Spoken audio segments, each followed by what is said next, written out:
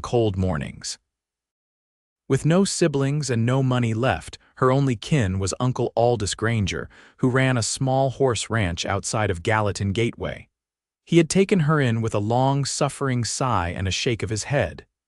"You will not last a month," he said. "Best you stay inside. I will have one of the boys fetch water when you need it." Noel was 23. She had never ridden a horse, never held a firearm, never baked bread over an open flame. But she had also never backed down from being underestimated. And it was on the second Monday of June, while standing in the dust outside the barn with her skirts tucked into her boots and her sleeves rolled up to her elbows, that she met him, Jesse Lorne. He rode in with the sunrise behind him, one hand steady on the reins of a black mare, the other holding the lead of a jittery bay colt. Tall, lean, sun-browned, with an almost too serious look about him until he caught sight of her. He tipped his hat. "Ma'am," Noel blinked. "You are not what I expected." Jesse dismounted easily. "You must be Miss Granger." "I am, and you are," Jesse Lorne. "Aldous said he needed another hand. I rode in from Red Lodge." Uncle Aldous came out just then, grumbling something about chores and not having time for small talk. He barely introduced Jesse before setting him to work. Noel watched from the porch as Jesse moved through the barn with quiet confidence. He did not talk much, but his hands were sure, his movements smooth. He treated the horses like he understood them. She liked that. By the end of the first week, Jesse had fixed the broken fence, calmed the skittish colt, and chopped enough firewood to last through July. He had also, without fail, looked up from whatever he was doing whenever she walked by, not in the way most men did when they saw a woman. His eyes held curiosity, not judgment. On the 12th day, Noel tried to carry a full bucket of water from the well and nearly collapsed halfway to the house. Her breath caught sharp, knees buckled. Before she hit the ground, Jesse was there. He caught the bucket with one hand and her elbow with the other. "You all right?" he asked, voice low. She nodded, shame burning. "I am fine." "You are not." I said, "I am fine." He did not argue. He just walked her back to the porch and set the bucket down gently by the steps. That night she sat at the edge of the porch, watching the sky turn orange over the hills. Jesse came by with a tin cup of tea. "Chamomile," he said. "Helps with breathing." She looked at him, surprised. "You made this." "My ma had the same trouble you do." "Taught me a few things." She accepted the cup. Their fingers brushed. She did not pull away. "Thank you." He sat down beside her, not too close but not far either. For a long while they just watched the wind run through the grass. "You do not talk much," she said. He gave a small shrug. "Most words are just noise. I pay more attention to what people do." She looked at him then, really looked. "And what have you seen me do? You keep trying, even when it hurts. I see that." Her throat went tight. No one had ever said that to her before. She looked down at the tea, then back at him. "Do you think I will make it?" she asked. Jesse turned to face her fully. "I think you are stronger than anyone gives you credit for." The days stretched long and hot. Jesse kept working, and Noel started doing more than her uncle allowed. She fed the chickens, gathered eggs, helped mend the saddle blankets. Her cough never fully went away, but she learned how to rest before it got too bad. Jesse always noticed. He would hand her a cool cloth or sit beside her in the shade without a word. She started looking for him in the morning, feeling lighter when she saw him. She caught him watching her once when she was laughing with the ranch dog. He looked away fast, but the warmth in her chest stayed all day. Then came the fire.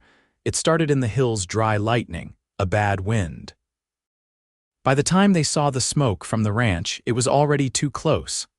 Uncle Aldous shouted orders, hitching the wagon, grabbing what he could. "Noel, go with him," Jesse said, leading the horses out of the barn. "What about you?" "I need to get the herd away from the trees." "Go," but she did not go. She grabbed a wet cloth, tied it over her mouth, and followed him. The fire was faster than they expected. Flames jumped from one dry patch of grass to the next. Jesse got the horses moving, but one of the mares panicked, breaking away from the group. She bolted straight toward the burning ridge, and Noel ran after her. "Noel," Jesse shouted. She did not stop. The mare stumbled in a ditch, tangled. Noel crawled through the smoke, coughing hard, eyes burning, and untied the reins from the brush. She barely got the horse turned back when Jesse reached her, eyes wild. "What were you thinking?" he yelled. "I was not letting her die." "You could have," he stopped, took a breath. "You could have died." They got the mare back together, led the herd down toward the creek. By the time the fire passed, the ranch was singed but standing. The house had smoke damage. The barn was half gone, but Jesse and Noel were alive, and so were the horses. Later, when the sky turned black again and the stars came out, Jesse found her by the well, rinsing ash from her hair. "You scared the hell out of me," he said. She looked at him, tired but steady. "I am not made of glass." "No, you are not." He stepped closer, took her hand. She let him. "I meant what I said," he told her. "You are strong. I am still sick. I know, and I still see you." "All of you?" She blinked fast. For once she had no words. He leaned in then, slow, giving her time to pull away. She did not. Their lips met, soft at first, careful, then deeper. His hands cupped her face. Hers clutched the front of his shirt. It felt like the start of something real. And in that moment, with the ashes still falling and the smell of smoke in the air, Noel knew she was not just surviving. She was living. And Jesse Lorne was the reason. The air held the sour tang of charred earth for days after the fire. Fence posts still smoked in places, and ash clung to the undersides of leaves like stubborn frost. Noel moved slower than usual, her legs heavy, but she didn't complain, not when there was so much to salvage. Jesse worked from dawn until the last light left the ridge, sleeves rolled to his elbows, arms darkened by soot. He didn't speak much during those hours, but when he caught her gaze across the field, something passed between them, quiet, steady, like the feel of a hand bracing your back when you're not sure you can stand. They shared small moments. He handed her a clean rag when her hands blackened from hauling broken boards. She left half an apple on the rail where he tied his mare.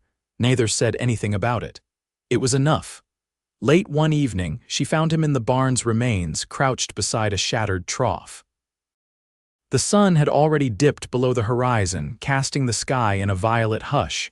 "You should eat," she said. He didn't look up. "This place took a harder hit than I thought." Noel stepped over a beam, careful of the nails. She didn't sit. Her skirts would catch on the scorched wood, but she stood beside him.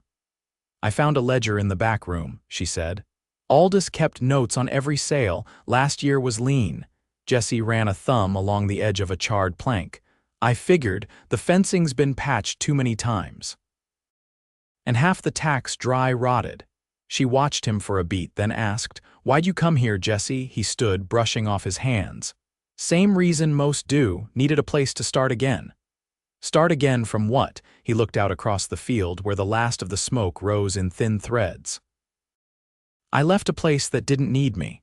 Folks there had long memories. I needed somewhere quieter." She didn't press. Instead, she said, "Aldous won't say it, but he's worried about the hay. The lower field barely grew this spring. If the topsoil's burned too deep, we'll have nothing for winter." He nodded once. "We'll figure something out. You always say that, because it's true." She tilted her head, studying him. "You keep fixing things that shouldn't be fixable." He turned to face her, voice even. "So do you?" That night they sat outside the bunkhouse. A new potbelly stove had been hauled in from town, and it clicked faintly as it cooled behind them. The moon was just a sliver, pale and sharp. "I used to think silence meant something was wrong," she said. "Growing up, if the house was quiet, it meant someone was sick or gone. Now I find I don't mind it." Jesse leaned back on his palms, eyes on the stars. "Silence lets you hear things other folks miss. Wind through the cottonwoods, a horse shifting its weight. Someone breathing beside you." She looked at him then. "Are you always this careful, or just with me?" He didn't answer right away. When he did, it was low. "You move like something that's been dropped too many times." "I don't want to be the one who breaks you." Noel set her tea aside and stood, brushing her hands against her skirt.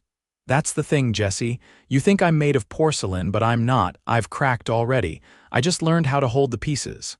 He stood too, slower. "Then maybe I've been looking at you wrong." No, she said. Maybe you've been looking at me too soft. Stopped hovering when she lifted a bucket. She stopped pretending she didn't see the way his fingers brushed the brim of his hat when she passed. The next morning, Aldous called them both into the kitchen. He laid out a list of what needed replacing: tools, nails, feed, and pushed a few coins across the table. That's all I've got, he said. Go into Gallatin, see what you can get. It was a full day's ride, so Jessie hitched the wagon. Noel climbed up beside him, a scarf tied over her hair to keep the sun off. They didn't speak much on the road. The land rolled out wide and empty, the way Montana always did, and the silence between them had softened into something companionable. In town, they bartered for seed, a length of rope, and 2 sacks of oats. Money ran out fast. Jessie held back 1 tin of nails when the price proved too steep. As they left the mercantile, Noel paused by the window. Inside, a battered fiddle rested on a shelf. The wood was pale where the varnish had worn through, but the strings looked strong.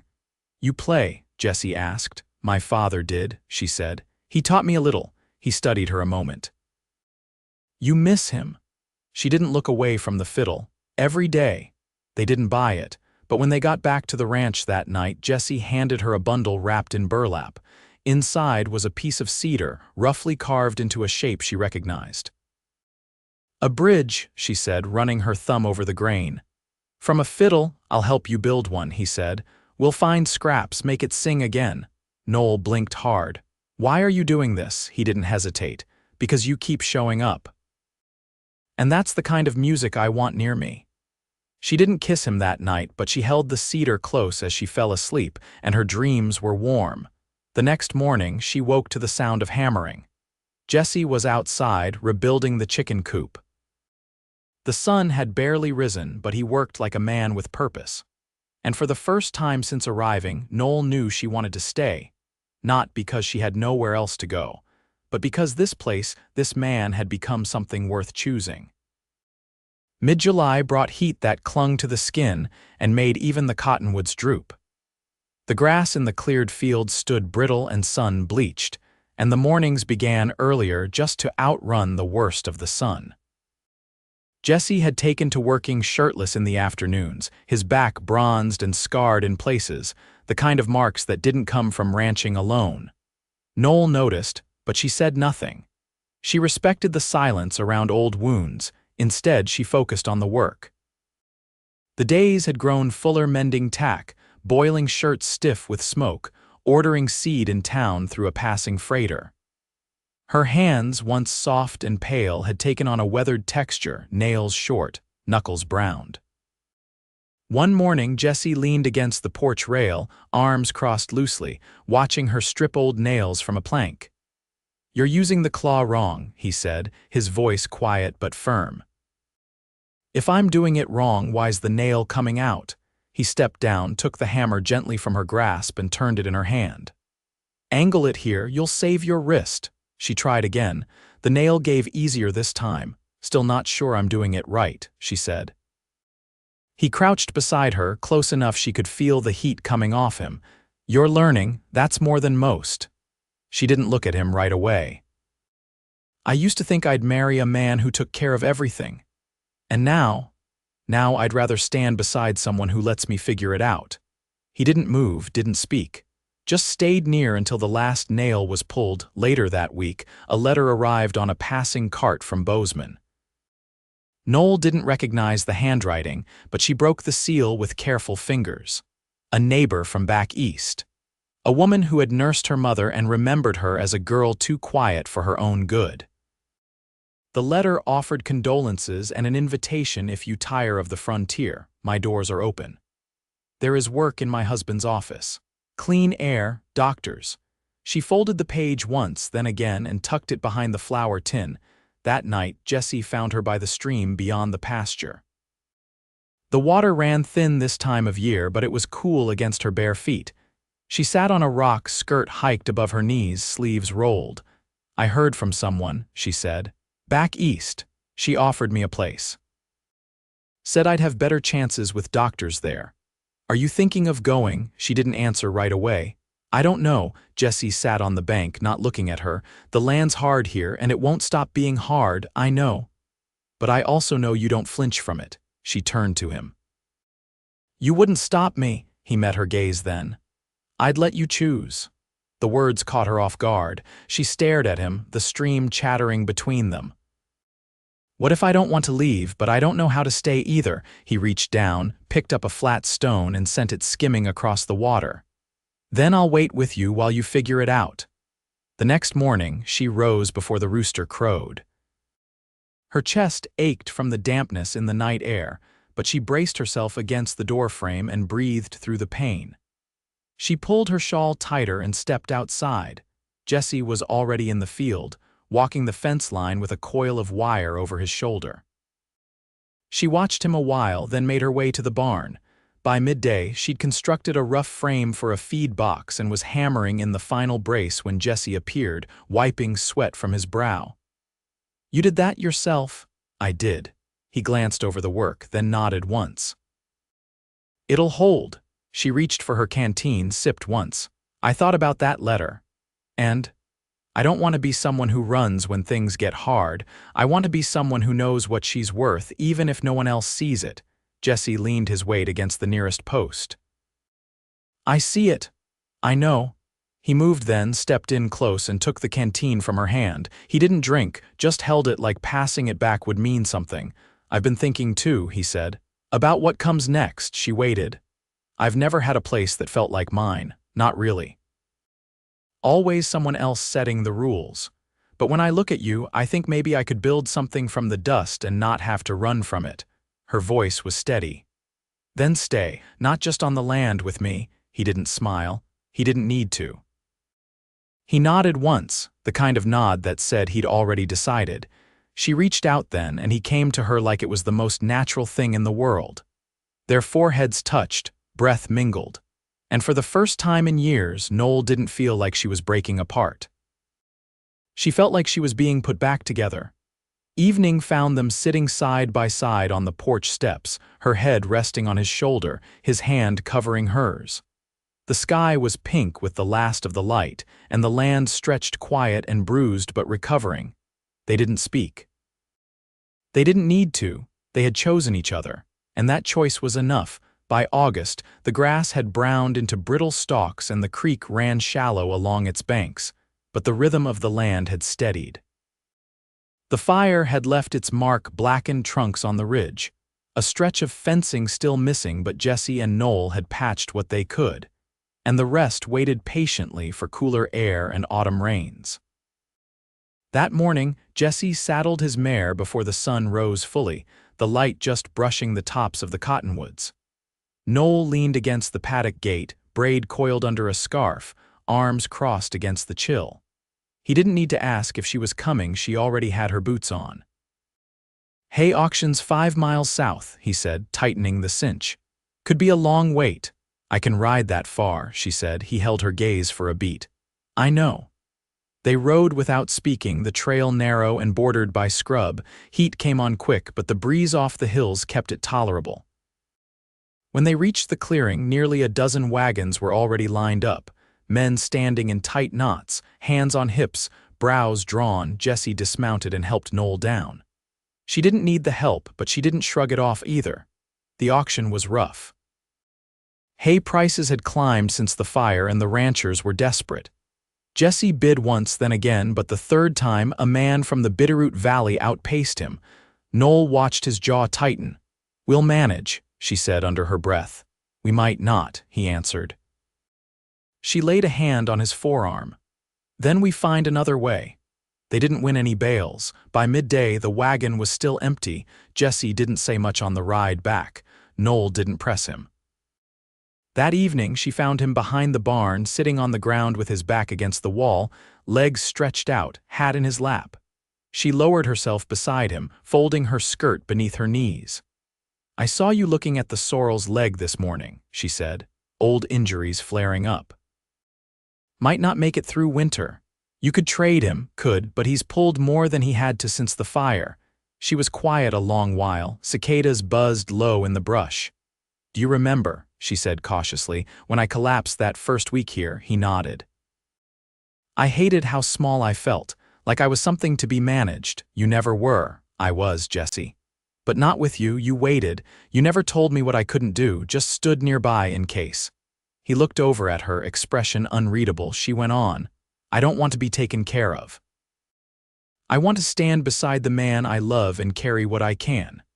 The word hung there, love. She hadn't said it before, not aloud. He didn't flinch from it. I know, he said. I've felt it for a while now. I just didn't want to name it too early, didn't want to give it weight you weren't ready to carry. I can carry it, she said. I want to. He reached over, slid his fingers through hers, rough palm against her weathered one. His voice was steady. Then we'll carry it together. The next morning, Jesse rode out to the southern edge of the property, where an old root cellar had caved in years back. Noel followed on foot with a satchel of tools. They worked until midday, clearing the debris, propping up the sides with salvaged timber. It wasn't much, but it would hold feed, and Jesse had a plan to barter with a neighbor for seed hay, half the cut in exchange for labor. Back at the ranch, Aldous watched them from the porch, arms folded, saying nothing. That night, Jesse brought out a small tin box he kept tucked in the saddle trunk. Inside was a ring, silver, plain, the band worn smooth at the edges. My mother's, he said. Noel looked at it, then at him. I don't have much, he said, but I'll work until I do. If you'll stay with me. She reached out, took the ring, and slid it on herself. It fit. I already said yes, she whispered.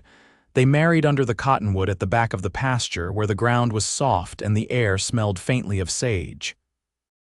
Aldous said the words gruff and short, but his voice cracked when he handed Jesse her hand. They didn't have guests, just the land around them and the horses standing quiet behind the fence.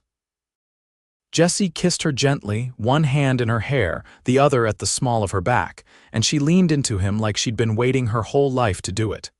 That night, they didn't light a lamp. They lay beneath the open window, moonlight drifting over them, and Jesse held her like he meant to keep her safe from every storm that might still come. Noel didn't feel small anymore. She felt known. And for the first time, she didn't wonder if she would survive the season. She knew she would, because love steadfast, weathered, unspoken until it had made something new of her, something strong, something whole. The first frost came early that year. Not hard enough to kill the last of the squash vines outright, but enough to leave a silver cast over the pasture grass and turn the creek's edge stiff beneath a boot heel. Jesse rose before dawn with his coat pulled tight and checked the horses' water troughs, breaking the thin layer of ice with the back of his glove. Inside the house, Noel stood at the stove, stirring cornmeal into a kettle with one hand while the other rested low across her waist. The baby hadn't made itself known with kicks just yet, but her body had already begun to shift, slow and sure. She didn't complain. She adjusted. Jesse stepped in, rubbing warmth back into his fingers. Clover's moving slow, he said. Could be she's carrying again. Noel didn't look up. You always say that when you want an excuse to turn her out early. He leaned against the doorframe. She's earned it. So have we, she answered, setting the spoon aside. And we don't get to rest yet. After breakfast, Jesse hitched the wagon and loaded it with the last of the feed they'd bartered for in September. They were making the trip to deliver it to the McKinnons, whose eldest son had broken his leg in a fall and couldn't ride. Noel didn't argue when Jesse insisted she stay behind this time. Her strength held steady most days, but the corners of her eyes had grown soft with fatigue. Before he left, she pressed a folded note into his coat pocket. If you find that fiddle bridge you promised me, she said, bring it back. He kissed her temple, lingering just long enough for her breath to catch in that quiet way it still did. The trip took most of the day. Jesse returned with a pair of gloves from the McKinnon girl who'd taken to stitching leather, and a small wrapped bundle tucked beside them, a piece of maple shaped and sanded, near enough to a bridge to pass. He found her sitting at the table, bent over a sheet of paper with a pencil in hand. What's that? He asked, unwrapping the wood and setting it beside her. A list, she said. Names I like. Jessie dragged a chair close and sat. For the baby, she nodded. I thought it might be time to talk about it. He let the names rest between them, reading them one by one. None of them were grand or borrowed from scripture. They were plain, strong, the kind that would hold up against wind and time. Your father's name isn't here, he said. I want this child to carry something new, she answered. Not something borrowed from grief. He turned the page over, pulled the pencil from her fingers and wrote one name at the bottom. She looked down, then back up at him. Colin, he nodded. My brother. He died before I left Red Lodge. Never made it home from the timber camp.